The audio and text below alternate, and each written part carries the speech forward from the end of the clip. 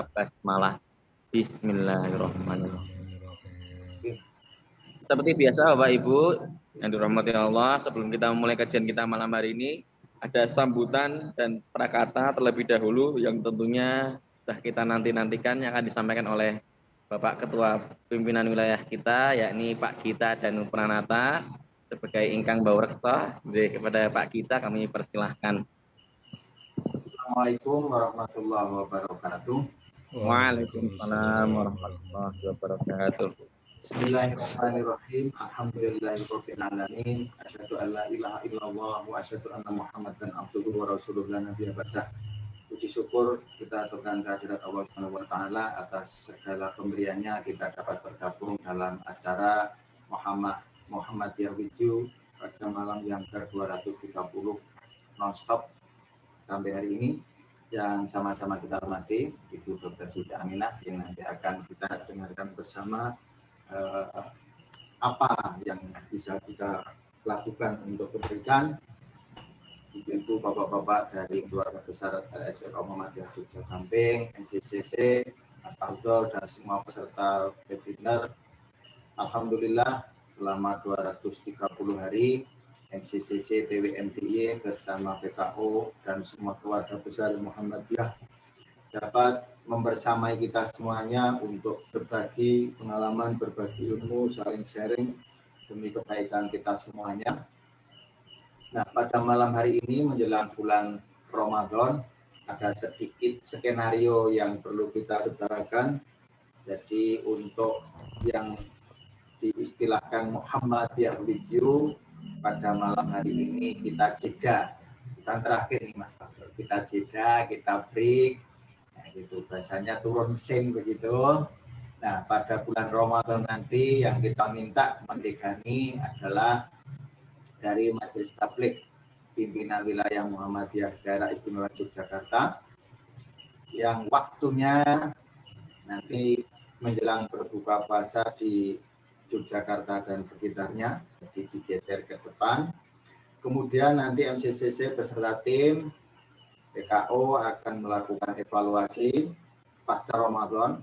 Pasca Ramadan, apakah nanti akan lanjut, apakah akan pola lain, itu semua nanti tergantung melihat kondisi, situasi, dan kebutuhan serta harapan-harapan dari Ibu Bapak semuanya. Dari pengamatan, walaupun saya tidak bisa langsung online, tapi sering ikut mendengarkan karena di sini pegang laptop sendiri, tapi ini selalu di rumah mesti double. Itu sekilas kayaknya Pak Pur, kayaknya kalau mau di stop itu kok bagaimana gitu yang saya tangkap, apalagi Mas Abdul ini sudah enjoy dengan bahasanya sehingga saya itu dengan, maka nanti kita evaluasi bersama. Tapi yang jelas dari pimpinan wilayah Muhammadiyah DIY mengucapkan banyak terima kasih kepada para narasumber, para pemateri, peserta RSPK Muhammadiyah Jogja, Gamping, MCCC, semua tim dari UNISA dan sebagainya, bahkan dari peserta yang dulu hanya sekitar Jogja, sekarang sudah mendunia, bahkan banyak yang dari luar negeri juga. Semoga selama 230 hari ini benar-benar bisa mendapatkan tambahan bekal pemahaman kita untuk menghadapi berbagai macam kehidupan ini.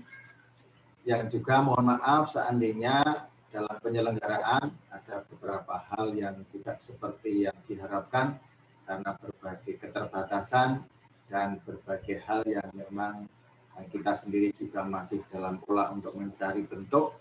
Tapi yang jelas kami apresiasi kepada PKO, MCCC terutama juga 230 hari bukan waktu yang pendek. Apresiasi, bahkan seakan-akan panggung malam hari itu selalu isinya adalah dari MCCC. Semoga semua amal kebaikan kita diberikan imbalan oleh Allah yang berlebih, dan semoga kita dapat memasuki bulan Ramadan ini dengan baik, dapat menjalankan amalan-amalan bulan Ramadan dengan baik, dan insya Allah nanti kita akan meraih yang namanya la'alakum tattaqun. Sekali lagi kami sampaikan pergeseran waktu dan sopirnya ya, kalau ini sopirnya MCCC, besok sopirnya adalah Majelis Tabligh. Tapi nanti isinya sama ya, isinya sama, hanya waktunya mungkin tidak seleluasa kalau malam kayak gini kan kadang kalau pertanyaannya asik di nonstopkan oleh Mas Abdul sampai jam 10.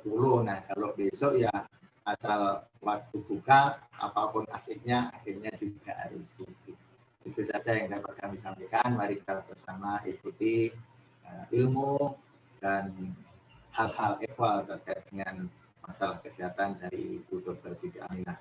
Assalamualaikum warahmatullahi wabarakatuh. Waalaikumsalam warahmatullahi wabarakatuh.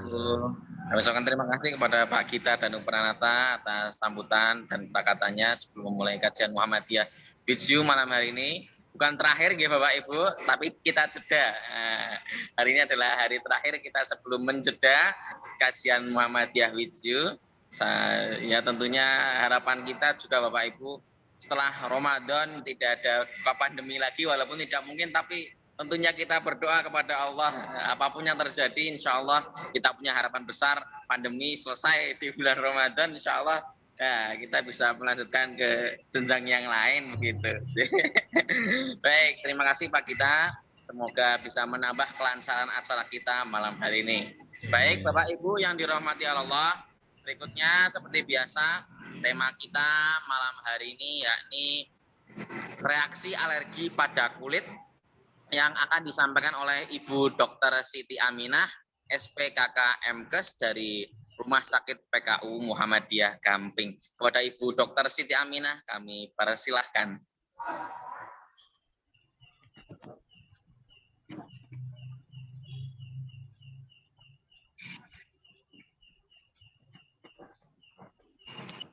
Halo, tes. Suara saya bisa terdengar? Kurang terbesar Ibu sepertinya. Masih. Halo, tes. Ya, sudah Ibu. Sudah bisa terdengar nggak? Sudah Ibu. Ya, terima kasih. Bismillahirrahmanirrahim. Assalamualaikum warahmatullahi wabarakatuh. Waalaikumsalam warahmatullahi wabarakatuh. Izinkan saya share screen dulu ya.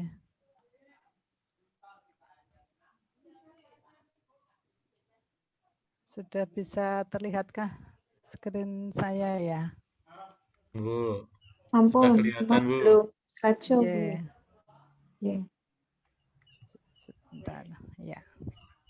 Ya, terima kasih kepada Pak Gita, kepada Bu Rini, Bapak Purwati dan Bapak Ibu sekalian atas kesempatannya pada malam hari ini. Akhirnya alhamdulillah saya bisa ikut bersumbang pada kegiatan MCCC yang sudah ke berapa tadi hari ke-230 ya Pak Gita ya. 230 ini non-stop. Ya, alhamdulillah. Terima kasih. Saya juga sudah mengikuti beberapa kali sih untuk kegiatan ini. Ada kegiatan keagamaan, juga psikologi dan kesehatan, dan alhamdulillah pada malam hari ini saya bisa ikut berpartisipasi untuk menyemarakkan kegiatan MCCC ini dan mudah-mudahan bisa bermanfaat untuk kita semua. Pada kesempatan malam hari ini saya ingin menyampaikan tentang reaksi alergi di kulit. Ini nanti yang akan saya sampaikan yang pertama adalah tentang pengertiannya, kemudian nanti mekanisme, gejala dan tanda serta secara penata laksanaannya. Nah, yang pertama mungkin langsung saja saya akan menyampaikan tentang pengertian dari reaksi alergi di kulit. Ini tertutup enggak ya? Sebentar ya. Jadi pengertian reaksi alergi ini secara umum adalah reaksi imun atau reaksi dari daya tahan tubuh yang patologi. Artinya patologi di sini adalah yang tidak berjalan secara normal. Dan ini terjadi akibat dari respon daya tahan tubuh yang berlebihan. Jadi kalau saya sering menghadapi pasien itu sering reaksi alergi diasumsikan sebagai reaksi daya tahan tubuh yang lemah, tapi ini sebenarnya malah tidak ya. Jadi sebenarnya malah reaksi daya tahan tubuh yang berlebihan atau yang sensitif sehingga menimbulkan kerusakan jaringan atau yang kita sebut sebagai inflamasi atau peradangan.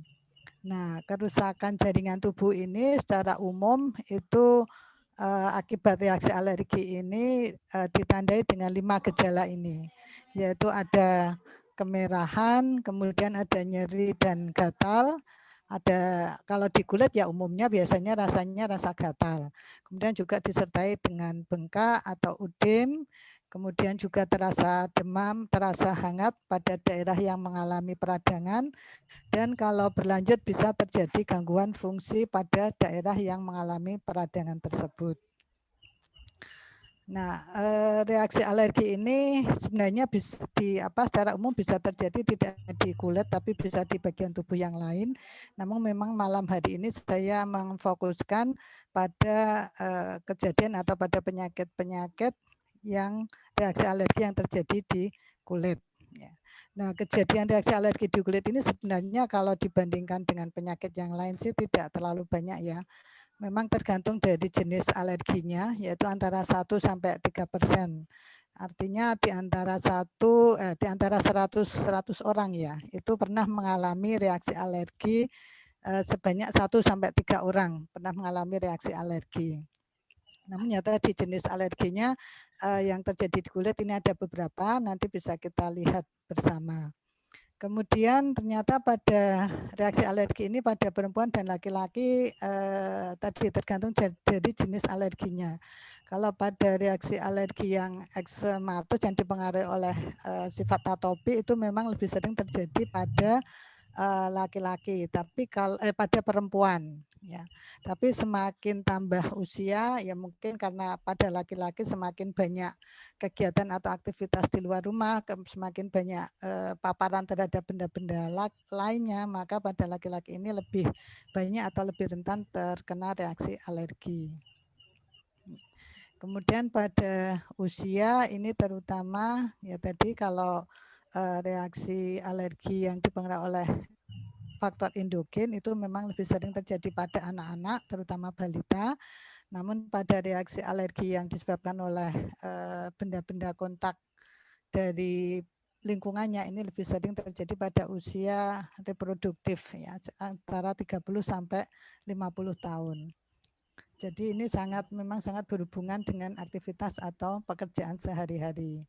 Kemudian juga tergantung dari riwayat atau lama kontak dengan bahan penyebab atau yang kita sebut sebagai alergen serta kelembapan kulit. Nah ini ternyata kondisi kulit, mungkin di gambar sebelah kanan bisa kita lihat ya, kondisi kulit yang tidak tidak lembab atau kering.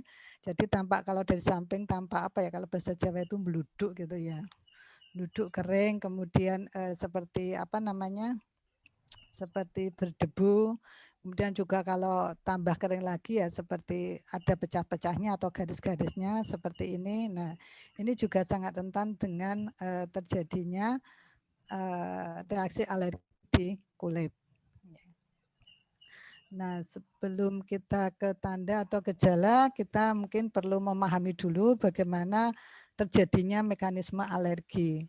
Jadi pada mekanisme alergi ini sebenarnya ada 2 tahap secara umum, yaitu tahap pengenalan dan tahap terjadinya reaksi alergi. Nah pada tahap pengenalan ini contohnya di bagian gambar bagian atas ya. Contohnya dari suatu bunga itu punya serbuk sari biasanya ya. Nah itu komponen serbuk sari atau molekul atau protein yang ada di serbuk sari itu sebagian bersifat alergen, artinya alergen ya dia bisa menimbulkan reaksi alergi. Nah alergen ini akan masuk ke kulit ya. Kenapa bisa masuk ke kulit ya tadi utamanya pada kulit-kulit yang kering tadi ya. Nah itu akan lebih mudah lagi terpapar oleh antigen tadi. Kemudian alergen ini akan masuk ke kulit, kemudian ditangkap oleh suatu sel. Jadi di kulit kita itu di bagian permukaan itu ada namanya sel Langerhans yang dia memang berfungsi sebagai penangkap alergen atau antigen atau zat-zat yang berasal dari luar tubuh. Kemudian diproses di sel tersebut dan dipresentasikan atau dipresentasikan atau diberikan kepada sel limfosit di bagian epidermis atau di bagian sel yang lebih dalam, kemudian akan dikenali, ya, akan dikenali dengan cara pengenalannya tadi sel tadi akan membentuk suatu antibodi terhadap alergen tadi. Nah, pada orang yang tidak timbul alergi, maka alergen ini akan diproses oleh sel Langerhans, kemudian diberikan di dermis itu oleh suatu sel yang disebut sel makrofag dan kemudian dicerna atau dihancurkan seperti itu sehingga tidak timbul reaksi alergi. Nah, pada orang-orang yang punya sifat atau bakat alergi, maka sel tadi setelah mencerna kemudian justru tubuh akan membentuk suatu antibodi atau reseptor yang sebagai penanda bahwa ada sel yang dari luar. Nah, sehingga sel yang dari luar atau antigen tadi kalau masuk kembali, maka sudah dikenali oleh reseptor yang terbentuk tadi. Nah, sehingga kalau sudah dikenali, maka justru akan menimbulkan reaksi peradangan yang dimulai dengan keluarnya histamin maupun sitokin atau zat-zat yang lain. Sehingga timbul peradangan atau reaksi alergi. Nah, jadi pada reaksi alergi ini terjadi itu pasti pada paparan yang lebih dari satu kali. Nah, lebih satu kalinya ini bisa bermacam-macam. Mungkin paparan yang kedua, paparan yang kelima, paparan ke-10, paparan yang ke-100, bahkan ada yang paparan mungkin lebih dari 100 kali. Jadi tergantung dari bisa dikatakan konsentrasi atau jumlah dari antigen yang atau antigen atau alergen yang masuk ke tubuh tadi. Jadi ini prinsip reaksi alergi secara umum seperti itu. Nah, kemudian kita lihat reaksi alergi yang ada di kulit. Ini ada beberapa bentuk atau ada beberapa tipe. Yang pertama adalah reaksi yang tipe cepat. Ini contohnya pada mungkin Bapak Ibu ada yang pernah kena ulat bulu misalnya ya. Nah, itu kan ulat bulu itu kalau kena mungkin timbul bentolnya kan cepat ya, bisa kurang dari 1 jam, bisa kurang dari 2 jam, ya umumnya kurang dari 48 jam, ya, yang disebut dengan reaksi tipe cepat ini.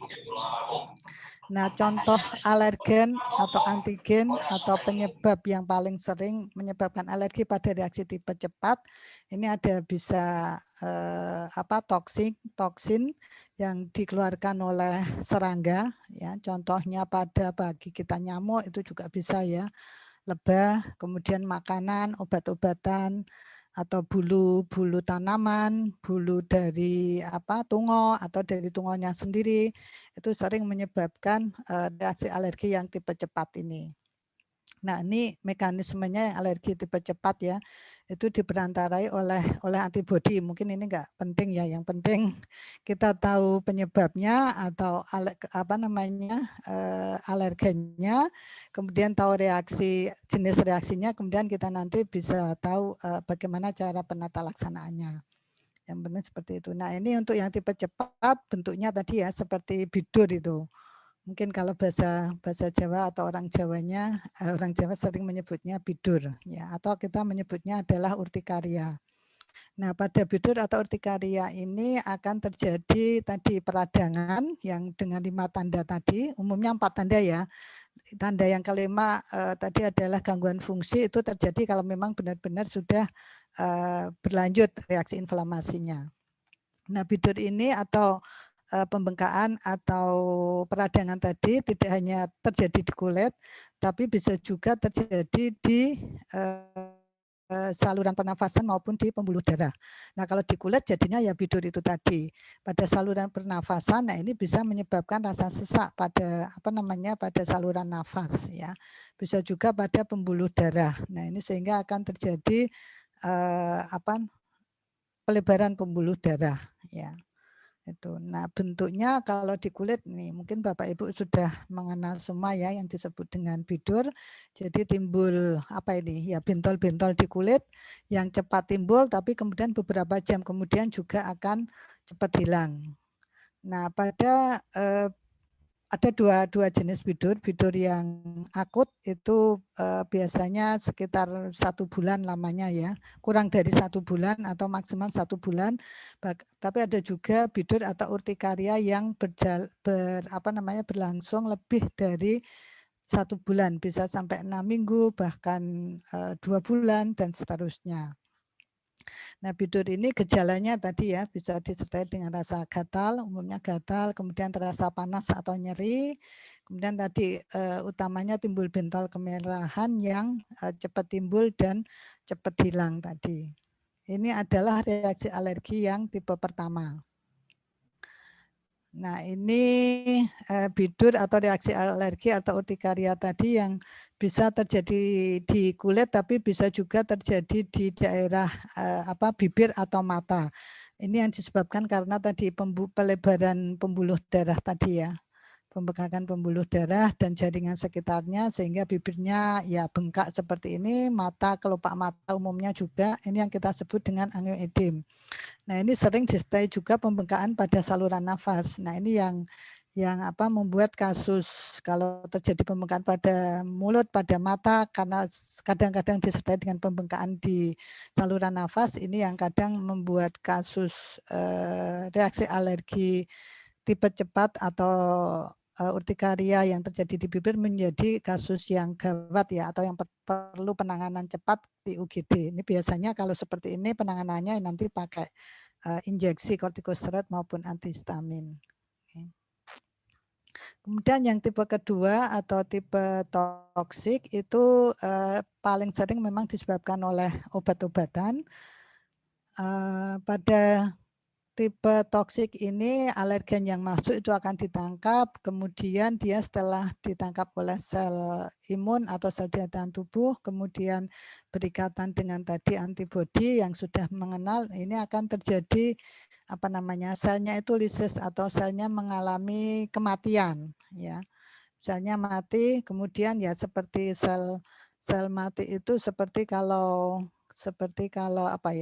kulit terbakar, nah seperti itu ya, kulit kena panas lah, kena air panas misalnya seperti itu. Nah, selnya akan mengalami lisis atau akan mengalami kematian sel ya.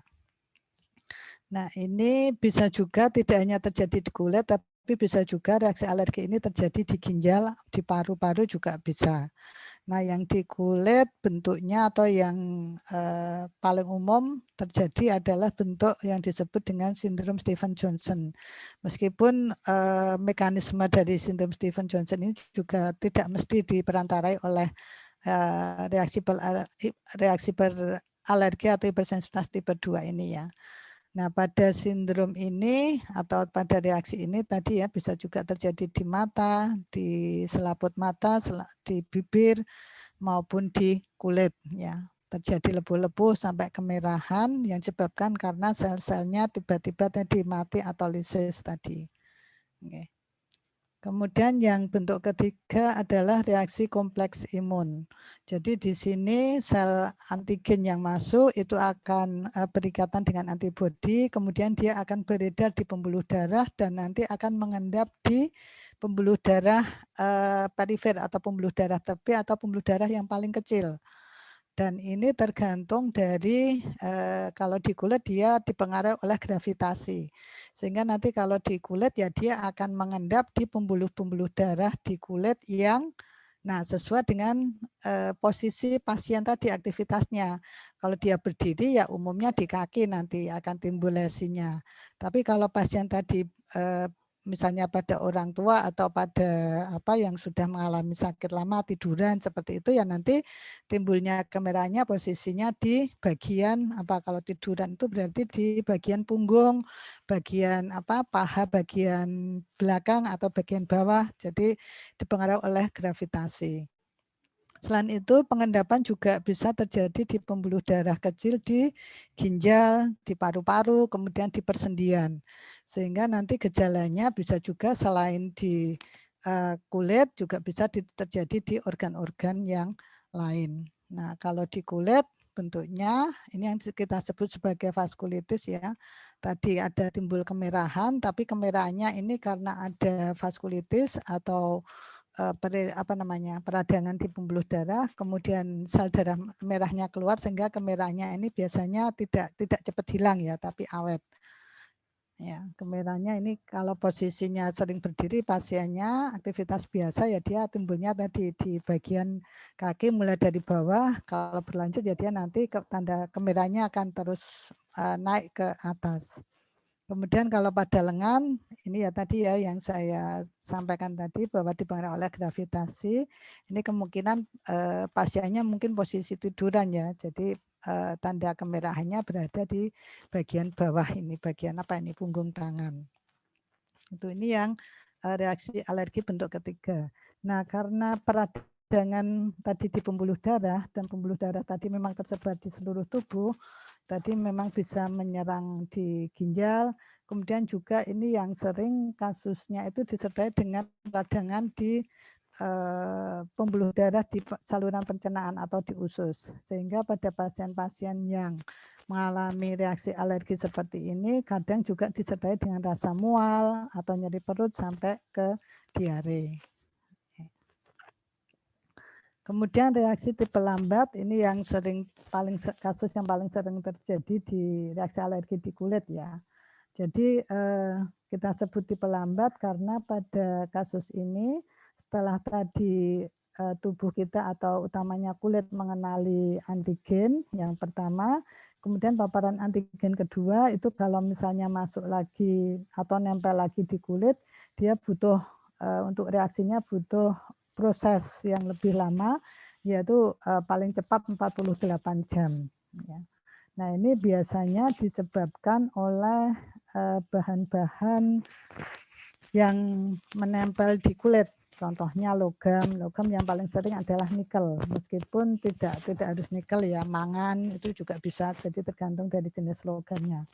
Ada nikel, ada kulit, kemudian ada zat pewarna, ada zat pewangi, kemudian karet itu juga bisa, atau obat-obatan, terutama obat oles, misalnya neomycin ini juga bisa yang menyebabkan alergi atau yang kita sebut sebagai dermatitis kontak alergi. Jadi khusus pada dermatitis kontak alergi ini alergennya tadi masuk melalui kulit, kemudian diproses di kulit, kemudian menimbulkan reaksi peradangan tadi sampai ke kulit bagian tengah sehingga timbul 4 tanda tadi, ada kemerahan, ada bengkak, kemudian kalau diraba terasa hangat dan terasa gatal juga.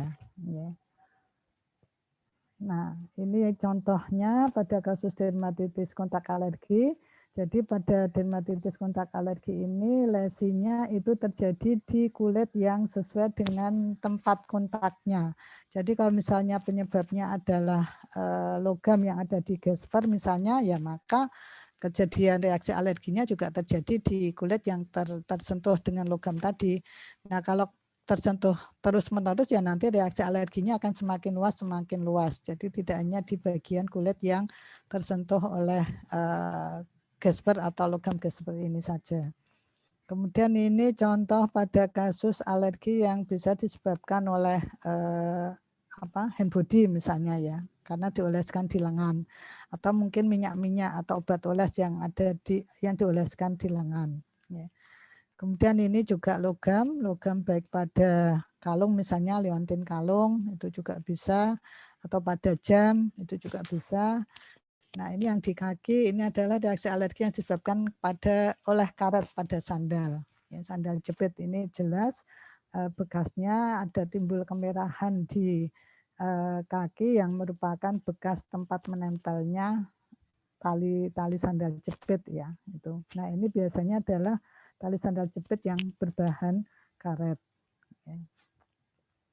Nah, kemudian ada reaksi alergi yang ini sebenarnya dipicu juga atau didasari oleh faktor endogen. Jadi pada dasarnya orang-orang yang punya sifat atopi itu dia di tubuhnya itu mempunyai imunoglobulin atau antibodi atau apa ya, antibodi itu berarti sebenarnya adalah cairan imun juga atau daya tahan tubuh juga yang fungsinya sebenarnya untuk mengenali atau menangkap antigen ya.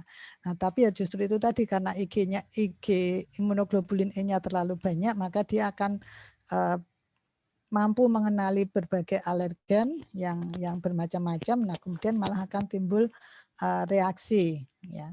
Kemudian pada atopi ini selain imunoglobulin E juga yang tinggi itu juga terjadi kulitnya akan lebih cenderung kering. Mengapa kering? Karena pada orang yang punya sifat atopi ini pembentukan lemak di kulit bagian luarnya itu memang ada terganggu secara genetik ya, atau ada kekurangan, yaitu pada pembentukan seramid ya. Itu mengalami kekurangan sehingga memang kulitnya akan cenderung kering. Nah, kalau kering maka alergen akan mudah masuk. Nah, apalagi nanti kalau dia paparan alergennya banyak ya. Sehingga akan mudah timbul reaksi alergi. Nah, pada contohnya pada kasus bayi itu yang sering terjadi kemerahan di kedua pipi ya, itu yang kita sebut sebagai dermatitis atopik. Kemudian kalau pada anak-anak ya sering terjadi gatal-gatal atau kemerahan di lipatan-lipatan ya, baik di lipatan siku, lipatan belakang lutut, kemudian leher, bisa juga dilipat selangkangan.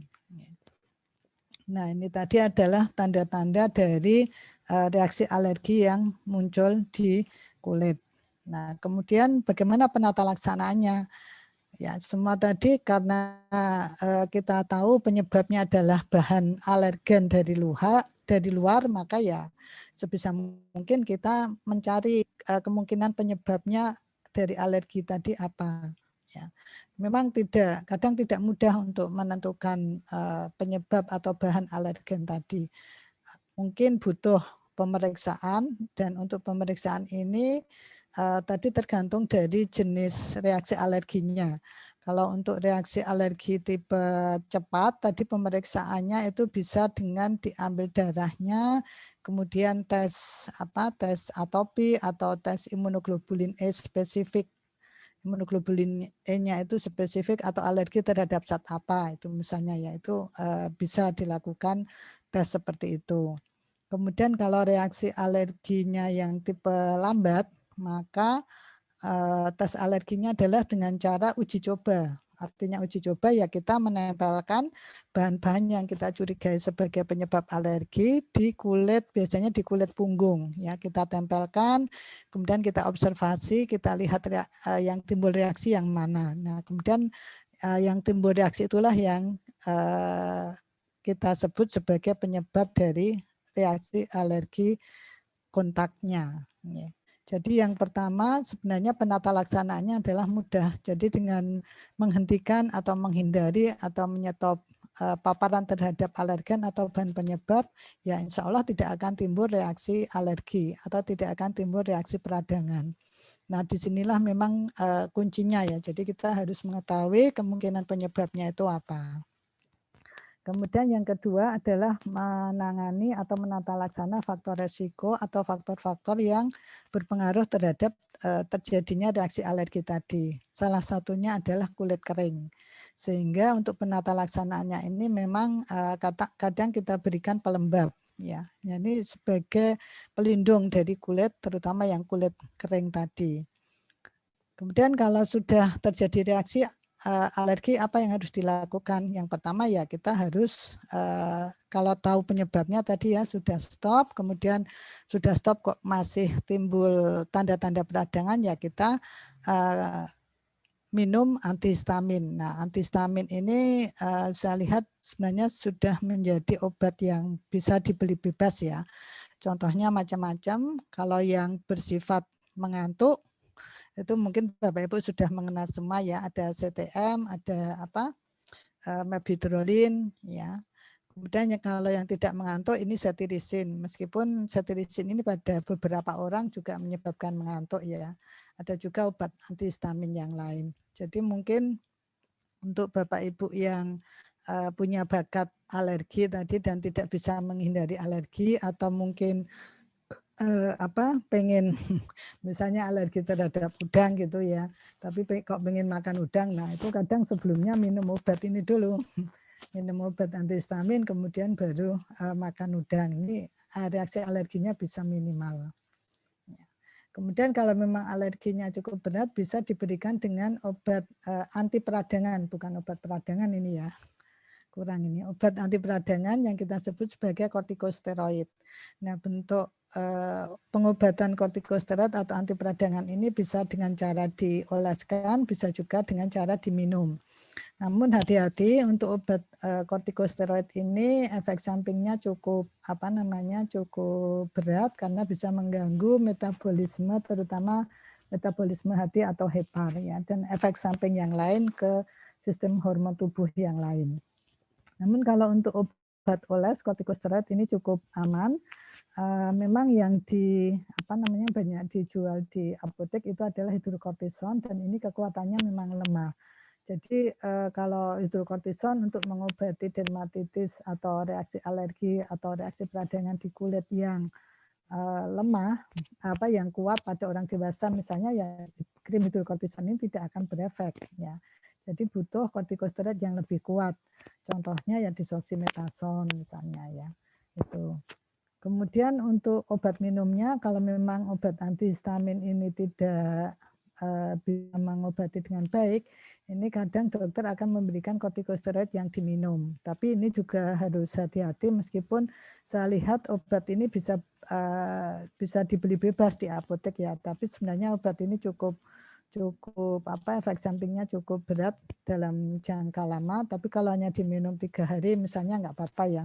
Tapi kalau 3 hari terus menerus, maksud saya 3 hari minum kemudian 2 minggu lagi minum, ya sama aja, ini juga akan memberi efek samping yang berat juga untuk tubuh kita, terutama untuk hepar maupun ginjal maupun di sistem hormonal yang lain. Nah, saya kira itu mungkin yang bisa saya sampaikan, Mas Abdul. Terima kasih. Mungkin ada mau diteruskan dengan diskusi, monggo. Mudah-mudahan bisa bermanfaat apa yang bisa saya sampaikan malam ini, dan mohon maaf apabila ada kekurangan. Assalamualaikum warahmatullahi wabarakatuh.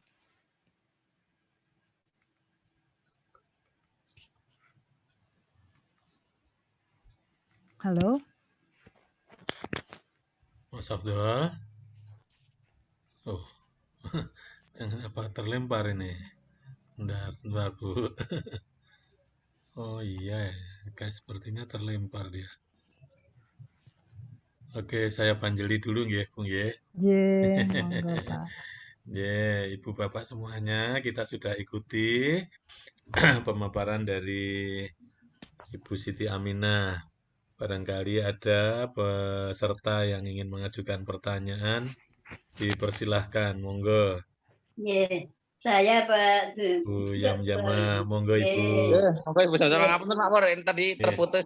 Ya, silakan Mas Abdul. Assalamualaikum warahmatullahi wabarakatuh.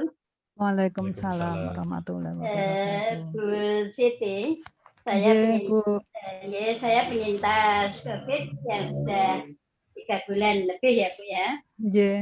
Selama ini saya itu timbul tadi yang Ibu terangkan, timbul penyakit kulit Bu, gatal-gatal. Terus saya periksa ke dokter spesialis, diberi obat salep ya, sebetulnya salep karena saya mintanya salep karena saya sudah banyak minum obat, jadi mintanya salep. Setelah saya beri salep, sembuh, suatu ketika timbul lagi Bu, gatal-gatal lagi. Ini tadi baru saja juga gatal-gatal, tapi sarannya dari dokter itu kalau gatal tidak boleh dikeruk ya Bu ya, tapi hanya isek-isek gitulah dalam bahasa Jawanya. Nah, itu saya tanya apakah saya mungkin ada alergi apa, pantangan apa. Tidak ada Bu, ada ya. Tapi yang pertama kali dulu di jari-jari Bu, jari-jari tangan. Nah, sekarang ini di kaki, ini kaki. Nah, itu tapi sudah sembuh, tapi kadang-kadang itu kok cepat timbul gitu loh, ya. Bagaimana Bu ini cara mengatasinya? Terima kasih Bu. Assalamualaikum warahmatullahi wabarakatuh. Waalaikumsalam warahmatullahi wabarakatuh. Ibu bisa langsung dijawab. Yeah. Terima kasih Bu Zamzamah. Iya, ini Bu Zamzamah aktif ya mengikuti kajian malam MCCC. Saya juga ikut dan Bu Zamzamah juga. Jadi untuk gatal-gatal yang seperti diceritakan oleh Bu Zamzamah tadi yang timbul di mana tadi di jari juga kadang-kadang di tungkai juga ya. Ini sebenarnya masih ada beberapa kemungkinan sih selain reaksi alergi. Jadi sebenarnya prinsipnya kalau reaksi alergi ini memang tadi kemungkinan penyebabnya itu dari alergen atau bahan dari luar. Jadi ada penyebabnya. Karena memang gatal-gatal di kulit itu selain reaksi alergi sebenarnya ada juga penyakit lain yang disebut dengan eksim. Nah, eksim ini justru penyakit peradangan di kulit yang penyebabnya justru belum diketahui. Tapi ya tadi lebih karena kulit sensitif tadi ya. Itu tapi bukan apa namanya? Bukan alergi. Kalau alergi tadi kan ada penyebabnya ya, ada alergennya atau ada antigennya. Tapi kalau pada eksem ini tidak ada alergennya, tidak ada antigennya. Tapi ya tadi tiba-tiba kulit menjadi meradang, timbul gatal-gatal, apa namanya? Tanda-tandanya juga hampir sama dengan reaksi alergi. Nah, pengobatannya karena kita memang belum tahu pasti ya biasanya pengobatannya simptomatik atau kita mengobati gejalanya. Jadi ya tadi diberikan salep biasanya salep kortikosteroid itu tadi Ibu. Salep kortikosteroid atau apa tadi minum obat antihistamin tadi. Nah, menurut saya untuk menangani tadi tadi sih sebenarnya apa namanya diagnosisnya dulu apa kalau memang eksem ya biasanya kalau diberikan obat yang apa namanya sesuai itu kekambuhannya itu harapannya ya setahun itu 2 atau 3 kali lah jangan terlalu sering misalnya setiap bulan kok kambuh ya itu harus dicari faktor-faktor yang berpengaruh. Nah faktor-faktor yang berpengaruh tadi salah satunya kulit kering itu tadi Ibu. Jadi memang pada orang yang sudah berusia 60 tahun ke atas itu memang kulitnya akan cenderung kering. Kenapa kering? Karena pada kulit yang sudah berusia 60 tahun ke atas itu memang pembentukan lemaknya akan berkurang Ibu. Jadi kita sarankan untuk menangani kulit kering ya salah satunya memakai sabun misalnya sabun yang mengandung pelembab. Contohnya pada sabun bayi misalnya ya. Kemudian kalau masih kering ya memakai pelembab seperti itu. Jadi ini fungsinya untuk menjaga supaya bahan-bahan alergen atau bahan iritan dari luar itu tidak apa namanya mengiritasi ke kulit atau tidak menyebabkan peradangan di kulit tadi. Kalau itu memang MY.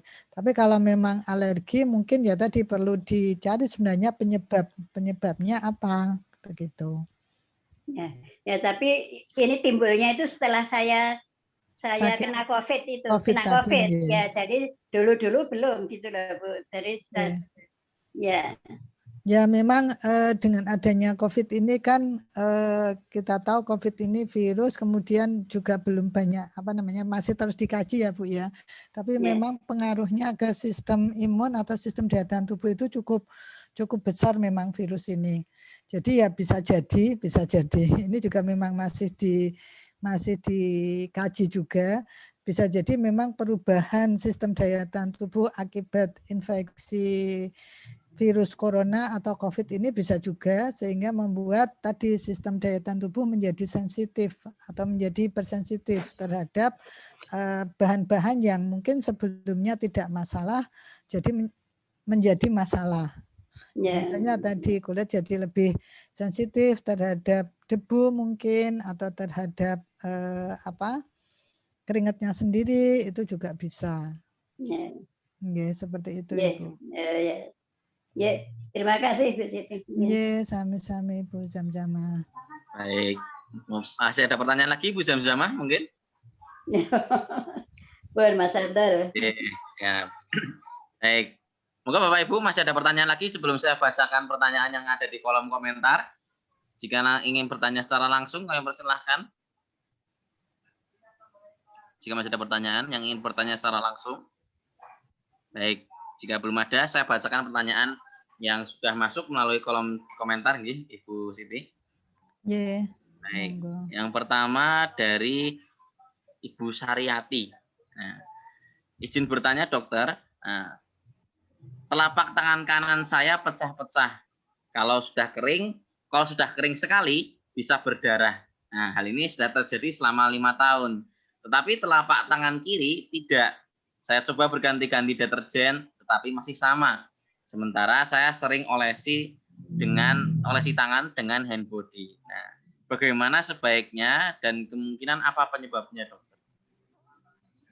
Terima kasih pertanyaan Bu Saryati tadi, Ya, ini tadi telapak tangannya kering pecah-pecah, hanya telapak tangan kanan saja, Telapak kiri, Ibu. Kiri. Oh ya, kanan. Yang kanan. Yang kiri yang tidak. Nah, ini memang tadi sih seperti saya sampaikan di depan. Jadi memang berhubungan dengan aktivitas sehari-hari. Nah, kalau kanan ini ibu-ibu itu memang banyak pekerjaan rumah tangga. Salah satunya adalah mencuci piring mungkin Ibu Saryati. Mencuci piring itu soalnya ada ya, mencuci piring terus sabut, kan sekarang ada sabut yang dari logam. Ada sabut yang dari logam. Nah, itu kan kalau dia tidak kidal, itu kan memegangnya sabut dari logam itu kan hanya tangan kanan saja. Bisa jadi sih, mungkin itu bisa juga berhubungan dengan logam. Mungkin kalau memang aktivitasnya tadi banyak mencuci piring misalnya dan memakai sabut logam misalnya seperti itu. Tapi kalau tidak ya tadi perlu kita eksplor, perlu kita cari bersama, kita obrolkan aktivitasnya sehari-hari itu apa. Tangan kanan dan tangan kiri megang sesuatu benda apa yang berbeda dalam kegiatan sehari-harinya. Nah, itu harus kita kita obrolkan, kita diskusikan bersama. Nah, bisa jadi bahan itulah mungkin yang menjadi penyebab dari alergi di tangan kanan. Tadi kalau memang keluarnya tangannya kiri, kemudian tangan kanannya kering, kemudian lama-lama pecah, ya itu tadi bisa jadi itu disebabkan karena alergi terhadap tadi sesuatu yang bahan yang hanya menempel di tangan kanan saja. Ya monggo diobservasi kira-kira bahan apa itu. Ini sebenarnya justru pasien sendiri yang tahu ya, mestinya itu ya, sambil diarahkan tadi. Itu kemungkinan pertama. Kemungkinan kedua bisa juga disebabkan oleh infeksi jamur. Karena infeksi jamur ini memang biasanya hanya menyerang salah satu sisi tubuh saja, kanan atau kiri kalau pada tangan ya, biasanya seperti itu. Tapi biasanya kalau infeksi jamur sih tidak sampai pecah-pecah ya. Itu. Tapi kalau sampai pecah-pecah itu biasanya lebih karena reaksi alergi maupun iritasi, bisa karena deterjen atau mungkin bahan-bahan lain. Jadi ya monggo diobservasi, dikaji kira-kira bahan apa yang hanya kontak dengan tangan kanan saja dan tidak kontak di tangan kiri. Saya kira itu kalau misalnya nanti bisa ditemukan, misalnya tadi dugaan saya benar, misalnya ya karena sabut logam ya udah berarti kemungkinan alergi karena logam yang ada di sabut tersebut. Nah, untuk sembuhnya ya tadi harus mencegah atau menghindari sabut dari logam. Jadi mungkin sekarang ada kok sabut dari benang itu kalau nggak salah. Bisa pakai sabut dari benang atau mungkin dari spons yang lain seperti itu. Ngaten Bu Saryati, mudah-mudahan bisa menjawab pertanyaan atau permasalahannya. Ya, siap, dokter. Jadi tentunya kembali lagi kepada C-nya sendiri ya, dok. Nah, tentu harus mengetahui kira-kira gara-gara apa. Ya, berikutnya Ibu Dokter dari Ibu Wahmiati Hamid dari Goa, Sulawesi. Izin bertanya dokter, saya kalau malam hari sering seluruh badan dan bentol. Nah, setelah minum cetirizine gatalnya berkurang. Apakah pemakaian obat tersebut aman jika rutin dipakai? Terima kasih Ibu Afniati ya. Ya, dari Wahniati. Wahniati dari Sulawesi. Ya tadi sudah saya sampaikan untuk urtikaria atau bidur berarti kemungkinan ini kalau muncul bentol-bentol di tubuh.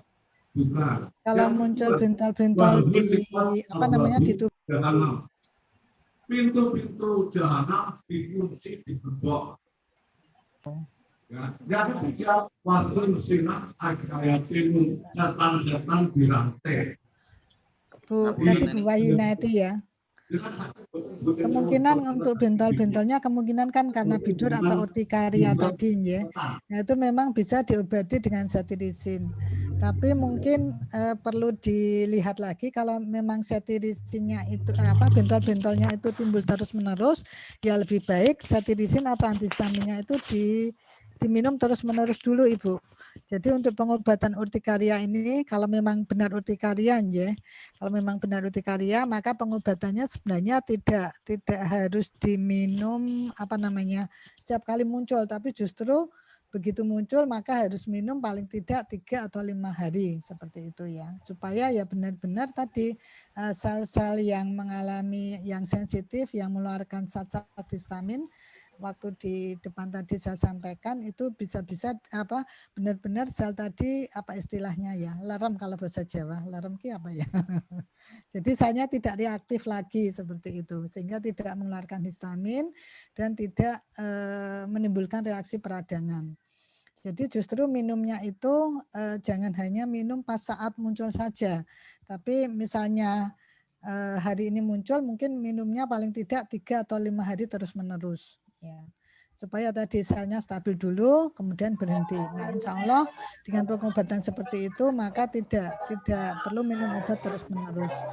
Nah, tapi memang ada urtikaria yang tadi saya sampaikan itu jenis urtikaria kronis. Jadi dia memang waktunya itu bisa sampai 6 minggu. Nah, kalau seperti itu maka minum obatnya juga lama memang ya, bisa sampai 6 minggu bahkan bisa sampai 8 minggu. Dan biasanya antihistaminnya nanti kita berikan double, tidak hanya jenis antihistamin yang memblok reseptor H1, tapi di tubuh kita itu ada reseptor histamin 1, ada reseptor histamin H2, maka kita berikan obatnya itu obat untuk memblok reseptor histamin baik histamin H1 maupun H2. Jadi mungkin kalau memang Ibu Wahmiati ini sudah mengalami urtikarianya kronis lama, maksud saya ya mungkin butuh konsultasi tersendiri dengan dokter karena tadi untuk pengaturan minum obatnya yang jangkanya jangka lama ya.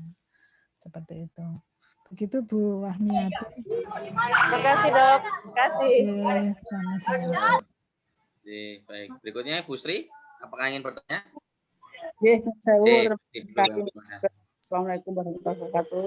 Waalaikumsalam warahmatullahi wabarakatuh. Penjelasannya untuk saya kan alergi seafood misalnya kayak cumi-cumi, kemudian udang dan kepiting. Tapi setelah makan itu nanti bidurun semua. Kemudian saya minum hangat dan CTM 1. Nanti biasanya sudah sembuh. Apakah itu nanti kedepannya bisa sembuh atau mungkin malah atau gimana ya Dok? Saya soalnya pengen sekali tapi kadang takut. Kalau setelah kadang-kadang sebelum maam itu sudah minum CTM dulu, tapi juga tetap timbul nanti alergi Dok. Maksud saya ke depannya kira-kira bisa hilang atau ada aktif secara Dokter. Terima kasih Dokter. Assalamualaikum warahmatullahi wabarakatuh. Waalaikumsalam warahmatullahi wabarakatuh. Ya Bu Sri Martuti. Jadi untuk alergi seafood itu sudah benar-benar alergi ya Bu ya. Maksud saya alergi itu setiap kali setiap kali makan udang, makan apa tadi cumi maupun kepiting pasti timbul. Pasti muncul ya. Ya, kemarin terakhir nyoba makan walang itu kan kepengen baru dua belum habis sudah bentol-bentol. Ya, Ya berarti memang tubuh ibu ditakdirkan punya reseptor banyak terhadap makanan tadi. Jadi memang apa namanya mudah timbul reaksi alergi ya. Nah kalau reaksi alergi ini memang ya bisa dikatakan menetap sih, tapi memang ada beberapa pengobatan. Nah pengobatannya itu tadi dengan apa namanya istilahnya intoleransi. Jadi dengan memaparkan bahan alergen tadi, tapi dosisnya kecil. Jadi terus menerus tapi ya. Jadi misalnya kalau misalnya ibu pengen makan udang supaya bebas ya mungkin ibu perlu makan udang tapi dosisnya kecil atau sedikit tapi beberapa hari, mungkin 2 hari sekali misalnya ya seperti itu, sehingga nanti apa namanya bisa dianggap nanti udangnya itu sudah bukan apa antigen lagi atau sudah bukan benda asing lagi, sehingga tidak akan timbul reaksi dari tubuh. Jadi mungkin tadi prinsipnya dengan pemaparan tapi dosisnya kecil dalam jangka lama sampai timbul sampai timbul tidak terjadi reaksi alergi begitu. Jadi mungkin tiap orang bisa berbeda-beda dosisnya maupun jangka intoleransinya ini. Kira-kira seperti itu, Bu. Terima kasih, Dokter. Terima kasih, Mas. Mudah-mudahan bisa. Oke, Bu. Baik. Berikutnya, Ibu, pertanyaan dari Ibu Isya di Banten. Dari waktu kami kena COVID, gejalanya berbeda. Jika saya sesak nafas dan badan sakit-sakit semua. Jika suami gatal-gatal, seluruh badannya merah-merah. Nah, dan itu masih terasa sampai sekarang, sudah hampir 3 bulan berlalu, Dok.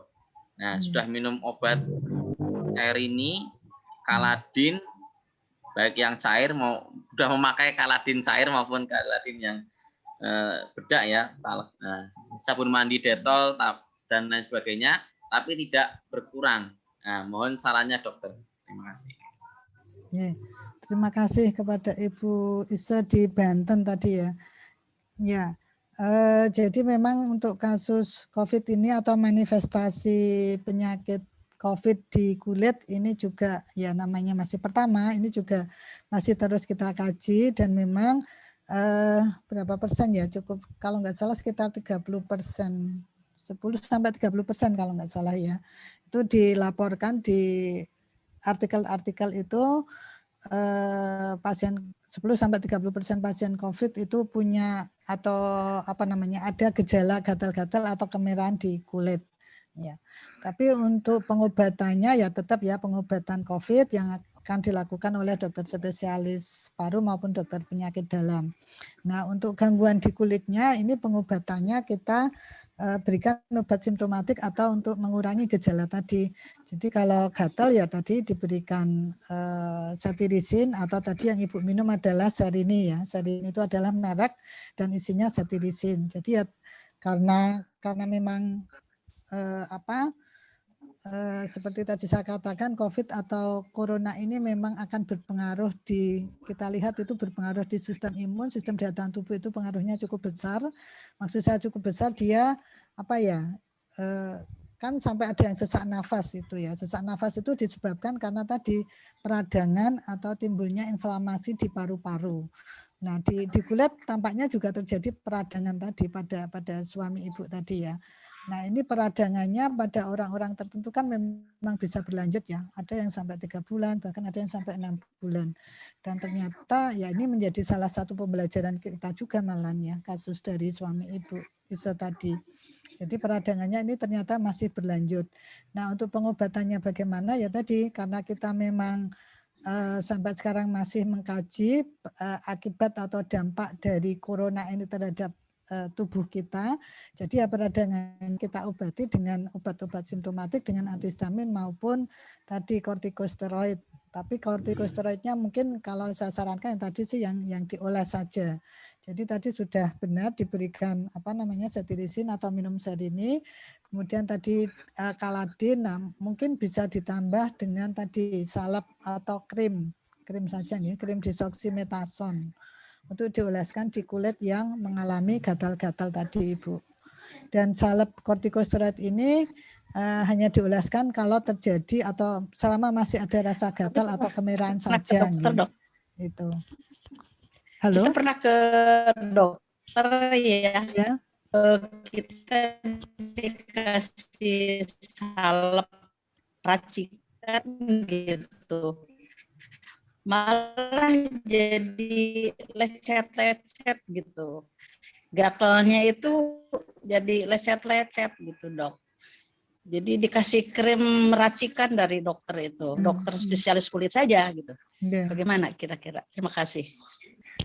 Ya, karena salep racikannya saya tidak tahu isinya, Mungkin diberikan ya tadi Kaladin dengan bisa dibantu. Kalau misalnya Kaladin sudah membantu atau mengobati ya nggak apa-apa sih Kaladin lotion tadi ya nggak apa-apa. Tapi kalau misalnya belum bisa ditambahkan tadi nggak usah racikan tapi yang murni kortikosteroid yang krim apa tadi desoximetason tadi Ibu. Tapi kalau dengan Kaladin lotion sudah membantu ya pun bisa diteruskan ya. Oh ya tadi belum dok. Belum mengurangi. Setiap malam itu ya begitu, tidak bisa tidur, gatal aja seluruh badannya itu. Jadi udah pakai bedaknya, udah pakai yang cairnya gitu. Apa kami perlu lagi ke dokter kulit gitu, dok? Ya untuk memang kemungkinannya masih ada beberapa sih Bu. Kemungkinan dari dampak COVID tadi bisa, kemungkinan lain misalnya kalau gatalnya terutama malam hari, kemudian bentol-bentolnya seperti kena ulat itu juga ya. Kalau siang tidak timbul bentol-bentol. Enggak Bu, dok, enggak. Kalau siang tidak terasa, itu biasanya malam aja. Sekitar perut gitu, gatal-gatal sampai merah gitu. Atau mungkin bisa jadi disebabkan oleh penyakit kulit yang lain, misalnya infeksi dari kutu mungkin juga Ibu. Jadi ya sebaiknya mungkin lebih baik memang konsultasi ulang saja ke dokter kulit di sana Ibu. Iya. Misalnya bisa jadi karena yang lain. Iya, sama-sama Ibu. Mudah-mudahan bisa segera membaik Ibu. Iya. Terima kasih Mas Abdul. Oke, siap Ibu. Baik. Terima kasih. Berikutnya Ibu, pertanyaan dari Ibu Harini. Pertanyaannya adalah, jika eksim sebaiknya diberi salep atau obat apa nggih, dokter? Matur nuwun Mas Abdul, ini dari Bu Harini tadi tentang eksim ya. Ya, jadi bukan reaksi alergi lagi. Jadi untuk eksim ini memang peradangan di kulit tadi saya sudah menyampaikan yang penyebab pastinya kita belum tahu ya. Penyebab pastinya kita belum tahu, tapi memang beberapa faktor yang berpengaruh atau faktor resiko itu yang kita kelola. Nah, untuk pengobatannya karena memang terjadi peradangan di kulit, jadi pengobatannya juga sama sebenarnya dengan reaksi alergi tadi ya. Dengan minum antihistamin dan pengolesan obat kortikosteroid tadi. Tapi ya tadi kita harus mencari tahu faktor-faktor yang, kalau ini bukan faktor penyebab, tapi faktor yang berpengaruh terhadap terjadinya eksim tadi. Jadi ya pengobatannya sama dengan antihistamin dan kortikosteroid tadi. Bisa dioles, bisa juga diminum. Tapi ya tadi mungkin kalau ringan ya lebih baik obat yang oles saja, nggak usah kortikosteroid yang minum maksud saya. Oke, saya kira itu. Baik, Mas Abdul. Dokter, ini ada pertanyaan yang sepertinya sama dok tadi, pertanyaannya tadi dari Ibu Ita ini dok. Apakah eksim termasuk salah satu alergen? Karena 2 kali timbul di tempat yang sama. Nih, perlu tes alergen? Nah, timbulnya eksim biasanya dari apa agar bisa dihindari pencetusnya? Oh, okay.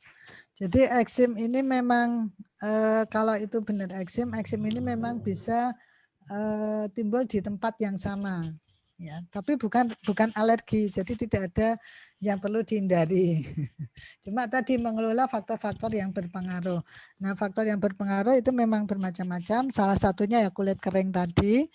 Nah, kalau kulit kering ya penanganannya tadi memakai untuk perawatan sehari-hari ya sabunnya memakai sabun yang mengandung pelembab. Misalnya tadi sabun bayi. Kemudian kalau misalnya masih kering ya memakai pelembab. Pelembabnya monggo kalau tidak alergi sih sebenarnya pelembab apapun bisa. Tapi kalau memang dia alergi terhadap pewangi, misalnya seperti itu, ya pilih pelembab yang non parfum atau tidak mengandung pewangi seperti itu. Okay. Kemudian faktor resiko lain untuk eksim ini yang cukup besar adalah stres psikologi atau mungkin stres fisik, itu juga berpengaruh. Jadi ya monggo kita evaluasi juga orang-orang atau saya pun juga ya punya eksim itu kadang apa namanya, kita tidak merasa kalau kita itu stres seperti itu ya, tapi tahu-tahu tadi timbul gatal-gatal di kulit ya, kemudian garuk-garuk ya, akan semakin luas maka dermatitisnya atau reaksi peradangannya tadi ya. Jadi faktor yang berpengaruh ini bisa karena jadi kulit kering, bisa juga stres fisik, stres psikis, kemudian bisa juga karena keringat, atau kalau misalnya kulit kering ya nanti dia akan lebih sensitif terhadap terhadap debu atau terhadap bahan-bahan alergen tadi juga bisa. Tapi memang bukan reaksi alergi ya, soalnya kalau reaksi alergi tadi setiap kali ketemu paparannya itu dia akan muncul reaksi ya, dan paparannya tadi adalah paparan bahan-bahan tertentu ya, bahan-bahan alergen atau bahan antigen tadi. Begitu mungkin bisa menjawab. Siap. Terima kasih dokter. Berikutnya dari Ibu Wuri Prastuti ya. Izin bertanya dokter, bagaimana cara menghilangkan alergi obat seperti penisilin, Neuralgin, dan lain-lain yang ada gin di belakang nama obatnya, dokter? Terima kasih pertanyaannya ya, seperti tadi saya sampaikan. Jadi untuk alergi ini ya tadi ya, memang di tubuh itu dia diberi karunia Allah sel-selnya sensitif dan mampu membentuk reseptor untuk menangkap alergen tadi. Jadi kalau bagaimana cara menghilangkan alerginya, berarti kan harus membuat supaya tubuh atau sel-sel tubuh itu tidak membentuk reseptor atau tidak mampu menangkap alergen tadi. Nah ini yang sulit. Kalau tadi bisa sih dicoba dengan, kalau memang obat tadi penting harus dikonsumsi terus-menerus misalnya ya tadi ada beberapa cara intoleransi tadi ya, dipaparkan dengan bahan alergen dengan dosis yang rendah. Tapi kalau misalnya ada obat alternatif lain yang cukup aman, kenapa harus melakukan hal tersebut ya, itu mungkin. Nah misalnya untuk penisilin kan obat antibiotik ya, sebenarnya kan masih ada alternatif obat antibiotik yang lain.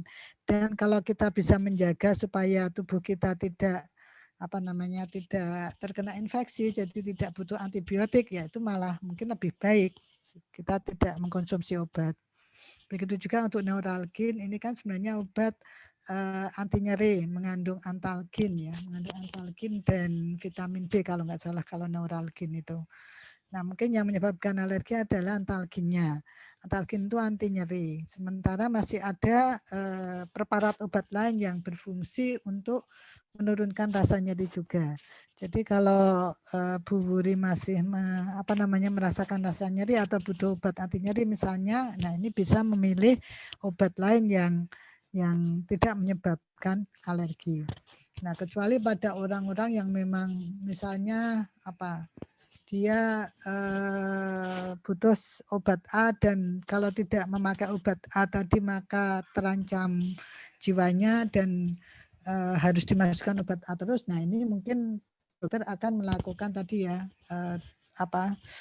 intoleransi terhadap zat yang alergi tadi. Tapi ini butuh proses tadinya. Jadi dengan pemaparan bahan alergen tadi dalam dosis kecil yang terus menerus ya. Nah nanti memang akan bisa dicapai kondisi yang tidak menyebabkan alergi. Begitu Mas Afdal dan Bu Wuri, mudah-mudahan bisa menjawab. Baik. Ini ada pertanyaan berikutnya dari Ibu Ida Walidah. Izin bertanya dokter, saya mengalami gatal di sekitar lipatan-lipatan badan dan di daerah punggung seperti biang keringat. Bila cuaca panas terasa gatal sekali. sempat sembuh dengan dioles Binoson. Nah, sekarang kamu lagi, saya kasih Binoson tapi belum sembuh, Bu. Nah, mohon saran dan solusinya. Terima kasih Mbak Ida Walidah ini ya. Mbak Ida Walidah. Jadi untuk gatal-gatal di sekitar lipatan badan, di daerah punggung, kemudian mulai dari leher, di ketiak, di lipat siku, selangkangan atau lipat belakang lutut misalnya ya, itu bisa disebabkan oleh eksim. Nah, eksim ini memang ditandai rasa gatal dan tadi kalau cuaca panas atau berkeringat memang akan tambah terasa gatal ya. Ini yang disebut dengan dermatitis atopik tadi. Tapi mungkin yang perlu diperhatikan bahwa gatal-gatal kalau gatalnya itu di daerah selangkangan, kemudian dia meluas ke pantat, ke paha, bisa juga ke paha ya, atau mungkin ke perut bagian bawah, itu bisa jadi bukan eksim atau bukan dermatitis atopik, tapi bisa jadi itu suatu infeksi jamur. Nah, kalau eksim itu kalau diolesi dengan Binoson, Binoson ini mengandung kortikosteroid ya, itu memang akan membaik. Tapi sebaliknya kalau itu suatu infeksi jamur, kalau diberikan atau diolesi dengan obat kortikosteroid atau Binoson, maka dia akan ya tidak akan membaik, bahkan malah akan meluas ya. Kalau itu suatu infeksi jamur. Jadi mungkin saran saya mungkin Ibu Ida perlu konsultasi ke dokter untuk memastikan apakah gatal-gatalnya ini disebabkan benar oleh eksem atau mungkin oleh infeksi jamur. Misalnya kalau oleh infeksi jamur tadi diobati dengan Binoson ini malah tambah luas ya, malah tidak membaik. Jadi kalau untuk infeksi jamur ya sebaiknya diberikan obat anti jamur. Tapi kalau memang tadi eksim, nah sebenarnya bisa diobati dengan Binoson tadi. Jadi mungkin perlu konsultasi ke dokter untuk memastikan apakah gatalnya ini benar karena eksim, karena reaksi alergi, atau mungkin karena infeksi jamur. Begitu Mas Afdal dan Bu Ida, mudah-mudahan bisa membantu. Terima kasih Ibu. Yes, sami-sami Bu Ida. Sehat selalu. Amin, sami-sami Bu Ida.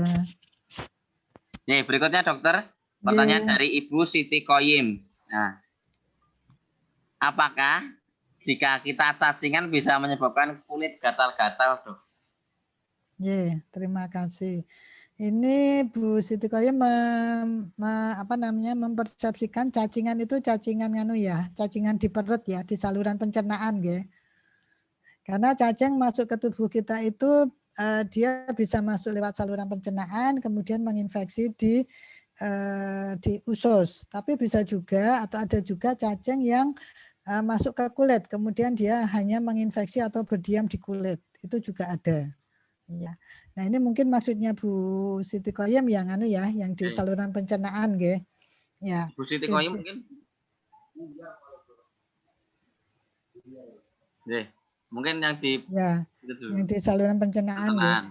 Ya. Ini bisa berhubungan dengan reaksi alergi yang tipe 1 tadi Bu Siti Koyim ya. Itu. Jadi yang urtikaria. Jadi memang kadang pada urtikaria itu atau pada reaksi alergi yang tipe 1 tadi ya, atau pada bidur itu bisa disebabkan oleh infeksi juga. Nah, infeksinya tidak hanya infeksi di kulit, tapi infeksi di tubuh kita, di bagian tubuh manapun, ya salah satunya infeksi di saluran pencernaan. Jadi bisa juga cacingan di saluran pencernaan ini akan tadi menimbulkan reaksi alergi, kan dia juga tetap ya akan berupa antigen, kemudian akan diproses oleh tubuh, dan antigen tadi ikatan antigen dengan antibodi tadi juga akan beredar di seluruh tubuh dan bisa menimbulkan gatal-gatal di kulit atau yang berbentuk bidur tadi. Jadi bisa memang begitu juga misalnya infeksi di gigi, infeksi di tenggorokan itu juga bisa ya menyebabkan atau bisa berhubungan dengan gatal-gatal di kulit khususnya yang bentuk bidur atau urtikaria itu. Begitu Bu Siti Koyim. Begitu nggih Ibu Sitokoim. Nggih, matur nuwun. Penjelasanipun Dokter Seminggalu. Mungkin tetap sehat Ibu. Waalaikumsalam. Salam. Ini mohon izin saya yang bertanya Ibu, menyambung pertanyaan yang tadi Ibu. Apakah mungkin memang ada cacing itu masuk dalam kulit kita terus berdiam diri tadi di bawah kulit? Apakah nanti itu cacingnya itu akan merusak saluran atau sel-sel yang ada dalam kulit kita, Dok? Apakah dalam itu tuh dia akan menggerogoti daging-daging mungkin, Dok? Oh, enggak. Itu ada ya cacing. Sebenarnya itu cacingnya kucing atau cacingnya anjing. Jadi larvanya sih. Larvanya itu bisa menembus ke kulit, kemudian masuk ke kulit. Nah, masuk ke kulit daerah mana ya? Tergantung dari paparannya tadi. Ini biasanya mengenai apa? Contohnya itu pada mungkin orang atau anak yang suka main mungkin sepak bola di tanpa alas kaki begitu ya. Terus tanahnya mungkin ada tadi kotoran dari kucing yang kebetulan kucingnya kena cacing. Nah, tadi larvanya masuk ke telapak kaki. Ada juga itu waktu itu kasus yang anak SMP atau SMA ya. Itu timbulnya di perut. Ternyata setelah saya tanya dia memang senang kucing, kemudian sering gendong kucing. Nah, jadi terus mungkin ya tadi kotorannya nempel di perut, nah larvanya masuk ke kulit perut. Jadi larva cacing ini dia hanya berdiam di kulit. Dia tidak menggerogoti kulit, tapi dia tadi karena benda asing, jadi dia kemudian direspon oleh tubuh sehingga menimbulkan peradangan di kulit itu Mas Afdol. Jadi tanda-tandanya itu timbul semacam lepuh di kulit yang bentuknya seperti bentuk cacing. Jadi lepuh tapi lepuh memanjang begitu isi cairan. Ya. Nah, pengobatannya ya karena ada cacingnya ya kita berikan obat anti cacing untuk membunuh cacingnya tadi. Yang kita sebut penyakitnya creeping eruption atau cutaneous larva migran. Baik, terima kasih dokter. Baik. Mungkin ada lagi Bapak Ibu, masih ada satu pertanyaan terakhir yang kita masih memberikan satu pertanyaan terakhir. Jika masih ada pertanyaan dan jika yang ingin ditanyakan mengenai materi kita malam hari ini. Moga Bapak Ibu jika ada pertanyaan lagi terakhir, sesi terakhir. Baik. Assalamualaikum, saya Mas. Waalaikumsalam. Ya Ibu, kami persilakan Ibu Widya. Maaf nggak bisa open kamera. Ya. Yang saya mau tanyakan, ketika kita digigit oleh serangga atau soalnya di rumah saya banyak kucing, mungkin kutu kucing. Nah, ada alergi dari kutu kucing itu? Kalau misalnya menggigit atau gimana kena kaki itu biasanya berbekas, Dok. Nah, itu tuh mesti gimana biar biar kita nggak alergi gitu. Apakah ada kemungkinan untuk itu gitu?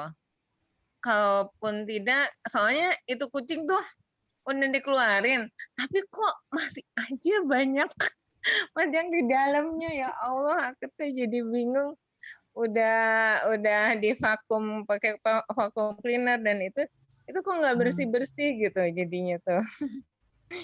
Mohon petunjuknya, Dok. Terima kasih. Assalamualaikum. Waalaikumsalam. Ya, terima kasih Bu Widya pertanyaannya. Saya coba menjawab. Tadi kalau memang sudah jelas penyebabnya karena kutu tadi sih Bu sebenarnya menghindari kutunya. Mungkin kucingnya yang diobati. Pakai obat kutu kalau nggak salah ada sih, tapi saya juga nggak tahu obatnya apa. Mungkin bisa dikonsulkan ke dokter hewan. Jadi ya prinsipnya tadi sih untuk reaksi alergi ini ya kita harus menghindari bahan penyebab. Nah, karena penyebabnya adalah gigitan atau toksin sebenarnya ya. Jadi kutu itu kalau gigit dia akan mengeluarkan